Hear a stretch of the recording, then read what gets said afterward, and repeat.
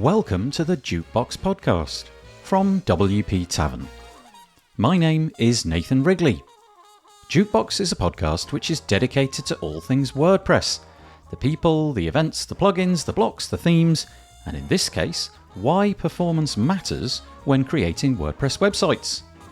If you'd like to subscribe to the podcast, you can do that by searching for WP Tavern in your podcast player of choice, or by going to wptavern.com/feed/podcast.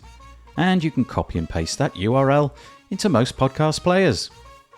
If you have a topic that you'd like us to feature on the podcast, I'm very keen to hear from you and hopefully get you or your idea featured on the show.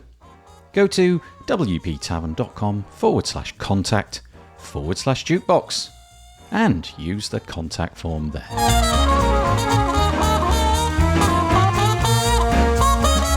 So, on the podcast today, we have Felix Arntz.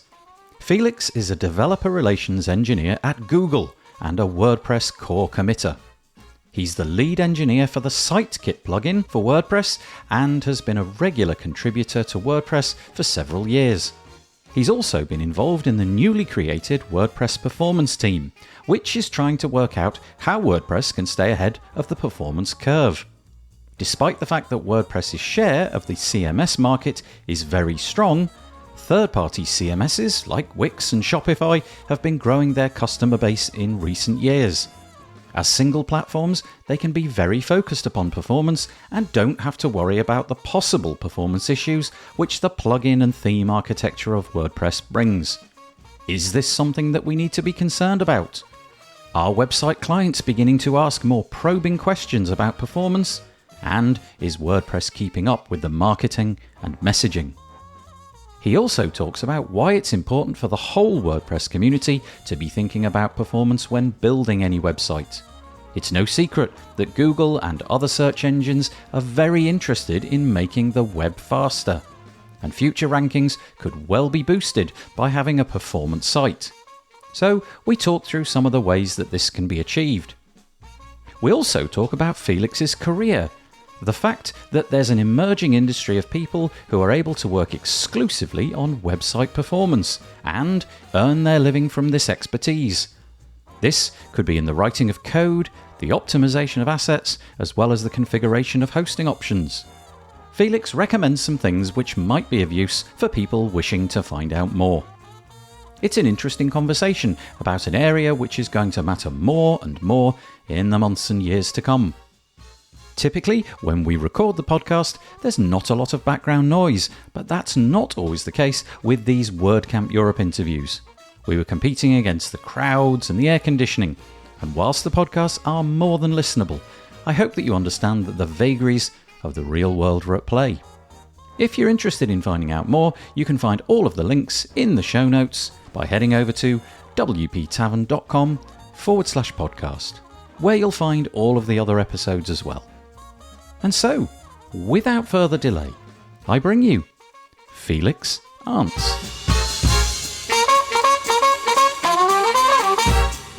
I am joined on the podcast today by Felix Arntz. How are you doing? Pretty great. It's amazing to be back at an in-person event. It's crazy. There are 2,700 people, and it actually feels like a lot more, but it's a spectacular event. You're working at Google, am I right in saying that? What's your role over at Google? I'm a developer relations engineer. So yeah, I work on specifically focus on content management systems, like of course WordPress primarily. So yeah, I'm working primarily in the WordPress ecosystem. Yeah. And my two main projects currently are the SiteKit plugin, Google SiteKit plugin, which is you may have heard of. It's Google's flagship plugin for WordPress, and the new performance team, which was fairly recently formed. Did you have a background in WordPress, or were you Google first and then WordPress a bit later, or was it WordPress first and Google later? I come from the WordPress community. My first WordCamp was WordCamp Europe 7 years ago. And then I joined the contributor day and I got to contribute and really got hooked on doing that. I got my first props for WordPress core contributions back then, and I never stopped contributing since. It kind of feels like if you were to rewind the clock that far, maybe a bit further, that Google and WordPress, there wasn't really a connection there. It was one of many CMSs, but maybe I've got the timeline wrong there. But it does feel now as if Google is treating WordPress very seriously indeed. Obviously with the market share being what it is, it's good to get in there. Is that the case? Does it see WordPress as an important part of the ecosystem?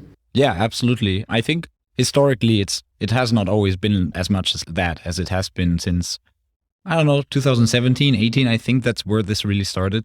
And yeah, that's where Google started actively focusing more on WordPress. There had been smaller efforts here and there before, but that's when it really started. And I started working for Google in end of 2018, and with a few other people from the WordPress community.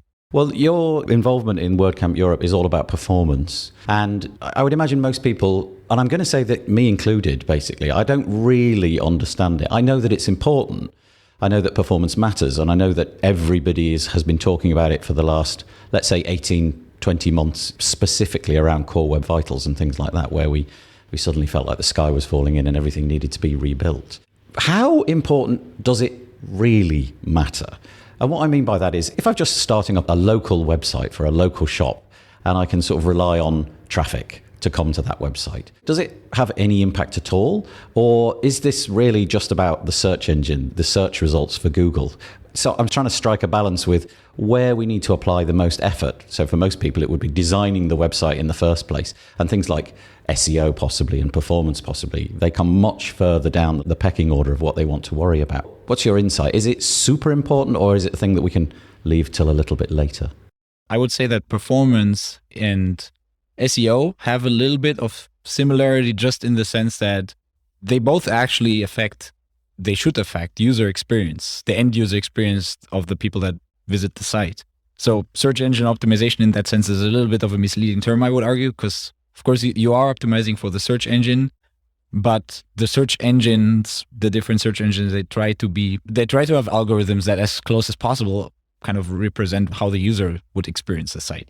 And when you optimize for search engines, if you do it in the proper way, you would also be optimizing for the end users. There's, of course, those things like black hat SEO, where you stuff keywords, and that doesn't do anything nice for an end user. And that's the way that you should not do SEO. And when you do improved performance, it now has certain impact on the search engines, but mainly it is a priority because of the end user experience. Okay, so this is a ridiculous question, but I'm going to ask it anyway. What are the key bits? What are the key bits of the jigsaw that make up performance? If you were to put yourself in front of a typical WordPress user, so somebody who basically doesn't really perhaps know anything about performance, what would be the things that you would say, okay, here's the first 2 or 3 things that you need to be worrying about? I feel like at a high level, a lot of people think about performance just about how fast the page loads. That is probably maybe the most essential of the different high level areas of what is performance. But I think it is very important there's 2 other, I would argue, high level aspects which are key for performance. And I take performance, again, in that sense, it's a major part of user experience. Another part of it is layout shifts. So I feel like everybody that's probably listening to this has experienced this thing that they click on a button on a website, and they want to click, the moment it clicks, it moves away, and then you click on some ad instead or something like that. Maybe by design. Maybe, yeah, sometimes. But yeah, this is a very bad user experience. And not having this kind of experience is also contributing to a solid performance. I would really put performance to a degree similar with user experience. It's a part of user experience. The third part to performance is how fast the page responds when you do something on it. If you scroll and if you move the scroll wheel and it scrolls 4 seconds later, that's not great either. So those are the 3 tiers to performance, in my opinion, like the loading performance, the avoiding layout shifts, and how fast the page responds to your actions. The beautiful thing about WordPress is that you can download WordPress and it basically comes vanilla, and you can throw as many things as you like on top of it, plugins, themes, blocks increasingly, and so on. And of course, each of those things has a perhaps tiny but maybe major impact. And I feel that it's quite a difficult thing to understand in WordPress what performance is. If you go to, and we'll get onto this, we'll develop this a bit later. If you go to a proprietary CMS, something where it's a SaaS, you pay your fixed monthly fee or what have you, and they take care of all of that, there's nothing to worry about. But it seems like there's a myriad of things, possibly dozens of things that you could do to your WordPress site. I feel that that's a difficulty. That's a problem that WordPress has got to overcome, because there's no one size fits all. No 2 WordPress sites are the same. So it's that puzzle of unpicking, okay, on my site, what are the things that I need to do to address it? Do you think that is an actual problem? Have we got ourselves to the point where WordPress is because of its nature, because you can throw anything at it, it's more difficult to untangle that mess. Certainly, yes. So I would say by the nature of WordPress that because there's endless possibilities to do whatever you want to do, but there's also endless possibilities to mess up performance or any best practice for that matter on your WordPress site, because you kind of have full control about everything. In those other type of platforms, which like SaaS or proprietary or whatever you call them, yeah, it's more controlled. It is a more controlled environment. You have a lot less options in what you can do. And another aspect is that in those systems, they are usually maintained by a single company, and that company builds the entire product, all the different aspects of it. Where in the WordPress ecosystem, there's WordPress core, and then there's 60,000 plugins from probably 50,000 different people or companies. So they are not all aligned, I can tell you that.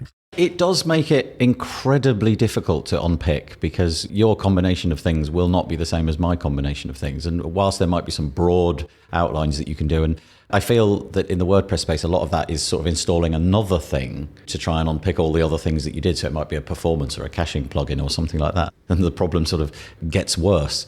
And although at this event, WordCamp Europe 2022, I would say it's fair to say that most of the people here are fairly obsessed with WordPress. I would also hazard a guess that the vast majority of people that are using WordPress have very little idea of what's going on. You know, they probably know there's some hosting account somewhere that they've used and whatever that tier is and so on. And they know that they're using WordPress, but they might not have any indication that, okay, you need to compress this, cache this, and so on. And that's difficult. And communicating that to people, I think, is going to be a real challenge for WordPress.org in the future, because the competition from the proprietary CMSs, the ones that you say where everything's in one package, it's hosted by them, it's managed by them, the code is updated by them, they feel at the moment as if they're kind of winning the race a little bit in terms of performance. Is that fair? Yeah, like some of those proprietary CMSs, they are indeed ahead of WordPress in terms of performance, but largely due to them having less of this complexity that we are facing with WordPress, but also not only WordPress, like other open source CMSs like Drupal, Joomla, and so forth, they are facing similar challenges. So the next piece for me is the approach that WordPress has taken. And a few years ago, it was decided that performance was enough of a thing that a team needed to be created. And my understanding is that you're part of that team. What's its remit? What's its objectives? What's its goal? And I realize that you're at the beginning of this journey, so it may be that you're just trying to flesh out what that looks like. But just give us an idea of what it is, what the goals are, and how many people are involved at this point in time. So the team actually only came up in fall or so last year. Probably the early conversation started sometime summer last year. It was an initiative that came from different contributors. Several, like the way that usually new WordPress teams are formed is that a group of people or people from companies or individual contributors get together and say, we need to do something about this. Specifically in this, me and other people from my team were involved in, together with contributors from Yoast and XWP, 10up, we all kind of got together and thought, like, we need to do something about performance. Started through initial conversations, and at some point we formed a proposal that we published on makewordpress.org that there should be an official WordPress performance team that can focus on those aspects. There's an accessibility team, there's a security team, there should also be a performance team.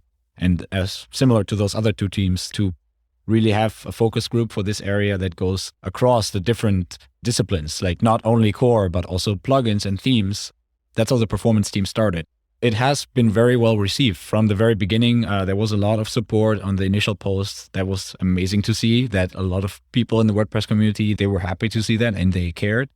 Since then, yeah, I would say the team's formation so far has been quite successful. We started setting up weekly meetings on Slack where we discussed where we're going to focus on, and a lot of contributors have showed up since and contributed to our efforts, to the team's efforts. And I presume you're wide open to anybody that's listening to this that wants to get stuck in as well. Oh, absolutely. We have a booth here at WordCamp Europe, which is also really exciting. Like at the community area, there's a performance booth this time, and we would love to have anybody who's interested to join our meetings. Tell me how it's been received. There's all the other booths as well. Have you been receiving the same amount of visitors coming to you and talking and trying to figure things out? Yeah, there has been a large number of people that were interested in stopping by, asking about. And some people have heard about the initiative before and they just want to hear a bit more about it. Some people come with very concrete ideas like, hey, we should do this in the performance team. Other people haven't heard about it yet, and that's great too. Like so far, yeah, the reception has been very positive. So what are the ideas that you're coalescing around? What are the things that are coming up in your Slack channel and maybe that came up in the last 24 hours or so?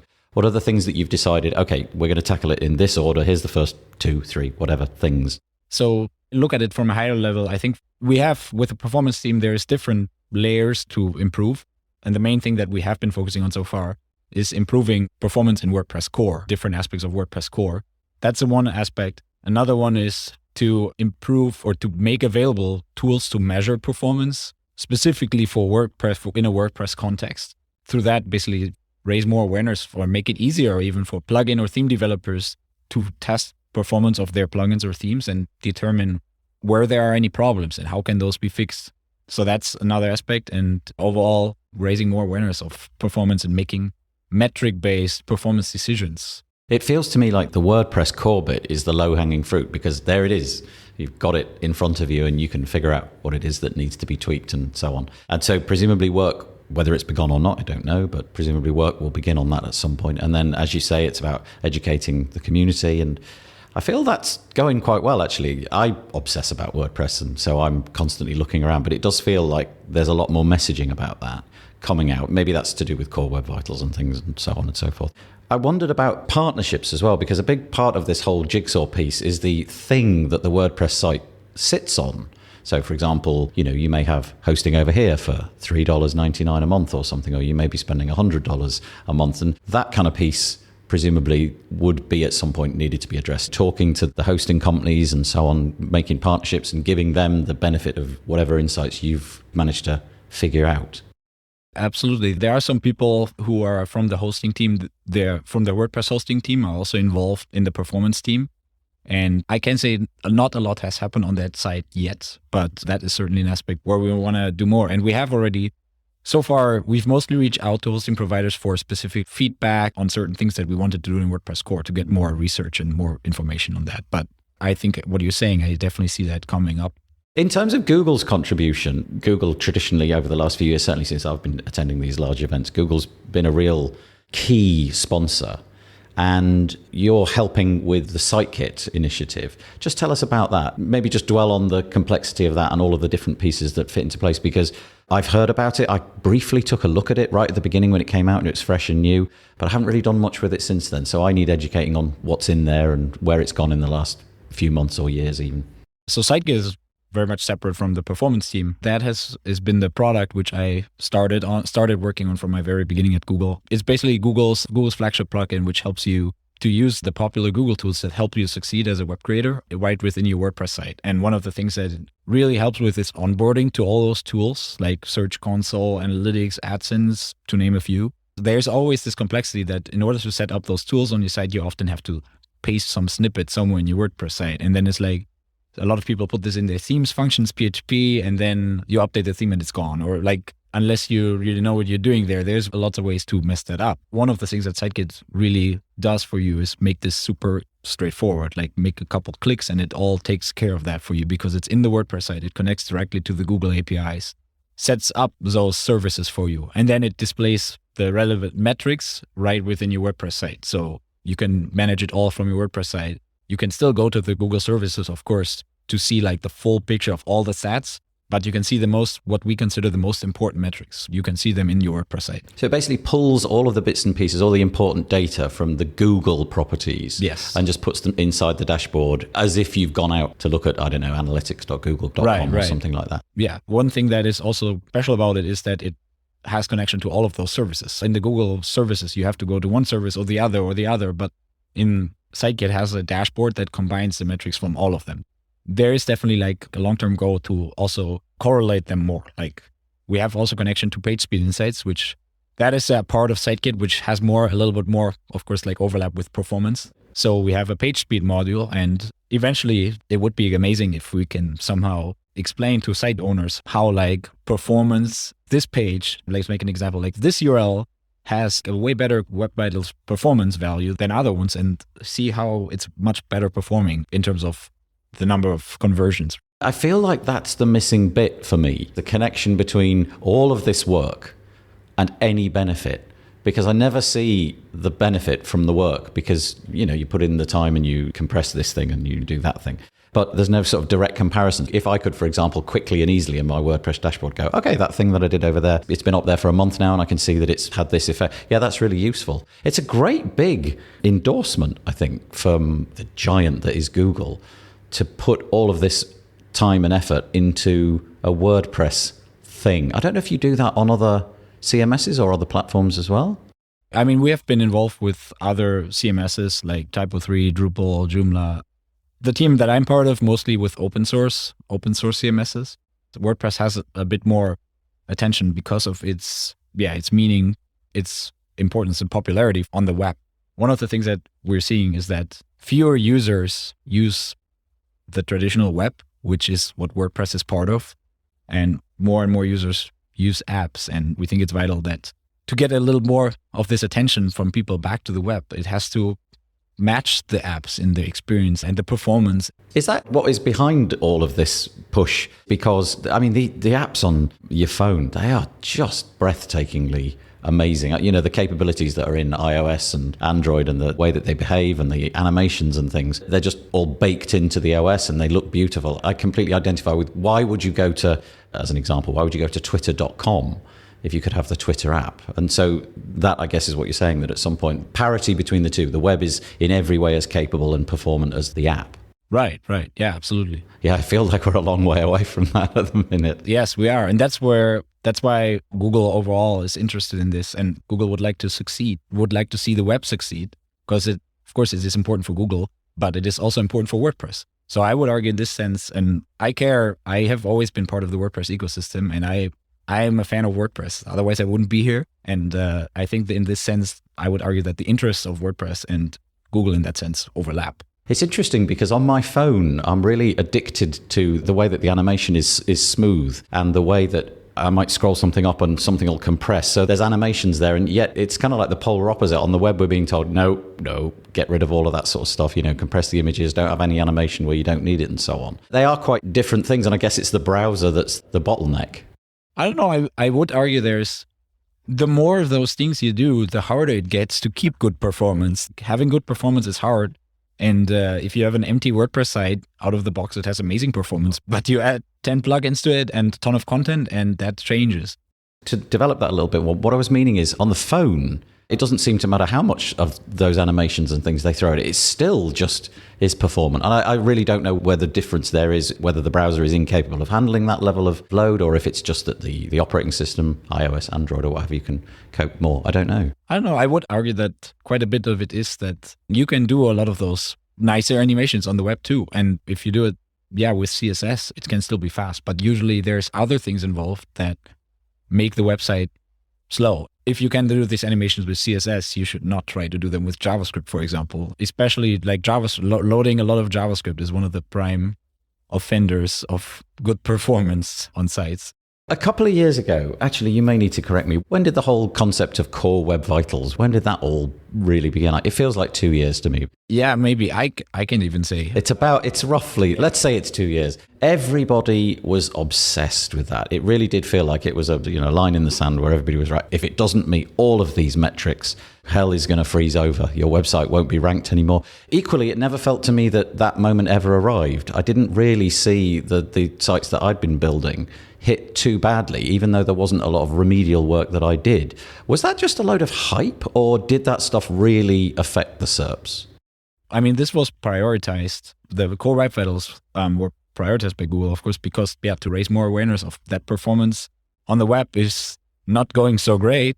And the site owners and developers and whoever is involved in websites, they need to do something about it to improve performance. Honestly, I don't know much about how they affect search. Yeah, I was going to say, if you knew how the search results work. Oh, yeah. A lot of people would ask me a lot of questions. That's right. You'd be locked in this room and pounded by questions. Yeah.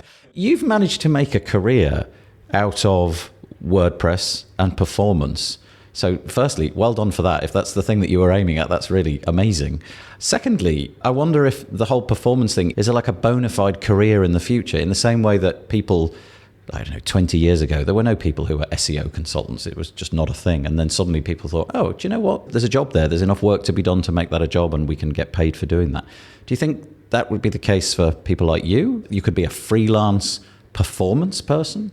I feel like that is already a thing to a degree. It probably has blurry lines, like where you are like, I would recommend that if any developer should try to familiarize themselves with the performance best practices and build that knowledge and improve this knowledge over time, because it is important to consider performance in every step while you develop your products or plugins or themes. And similar to how it is with accessibility and security, they have to be part of the whole design process at all times.